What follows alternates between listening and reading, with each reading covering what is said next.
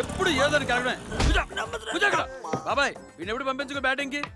నువ్వు పెద్ద మగతేరేరా, ఎంతసేపు బ్యాటింగ్ బ్యాటింగ్. ఇప్పుడు చూడు బ్యాట్ ఇరిగిపోయింది. ఇరిగిపోయింది కదా అమ్మా. అమ్మాయిలు కావాలట అమ్మాయిలు. ముత్తు ముత్తు మినపట్టు కాస్త ఆయిల్ ఎక్కువ వేసేయవా? అట్టు వేస్తావా నాయనా? బాగా మసాలా దట్టించిన మినపట్టు త్వరగా వేస్తావా నాయనా? చీపు నాన్నోయ్ ఏటైపోయినా అదేటి కాళ్ళు సలుపులు పుట్టిస్తే నాయనోయ్. ఆడాడు అలిసిపోయిన ఒక బూస్ట్ ఇయ్యే. అసలు బ్యాట్ ఎందుకు ఇరుక్కొట్టినట్టు అబ్బా.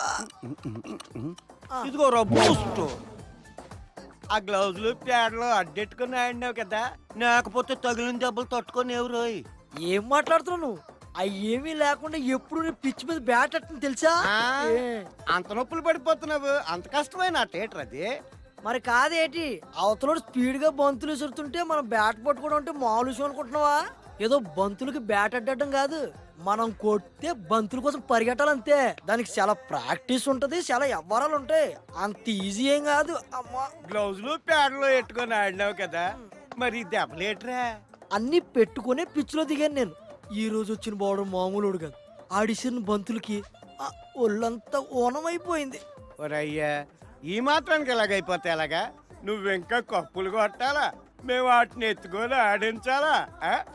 ఇక నేను కప్పు కన్ఫర్మ్ అనుకునే బ్యాట్ భుజాన వేసుకుని వెళ్ళాను, కానీ పిడుగుడి చేతిలోకి వచ్చింది. చెప్తున్నాడు ఇగో పిడుకో. ఇక కొన్ని రోజులు ఈ ఆటలకి దూరంగా ఉండాలి అబ్బా. తండ్రితో పెట్టుకుంటే ట్రీట్మెంట్ ఇలాగే ఉంటదిరా. రేయ్, ఇది శాంపుల్ మాత్రమే. మళ్ళీ పిచ్చి పిచ్చేసాలు వేసావనుకో, ఈసారి నీ వీపు డబల్ రోస్ట్ అయిపోతుంది. Double roast. ఏటి దాన్ని బాగు చేస్తున్నావు? నువ్వు వాడదామనే? నాట గురించి నీకు తెలదా? గ్రౌండ్కి వెళ్తున్నా నాన్న అంటే దంపతులు ఇద్దరు ఎదురొచ్చి బ్యాట్ ఇచ్చి యుద్ధానికి వెళ్ళే వీర సైనికుడికి తిలకం దిద్ది పంపినట్టు పంపేవర్రా.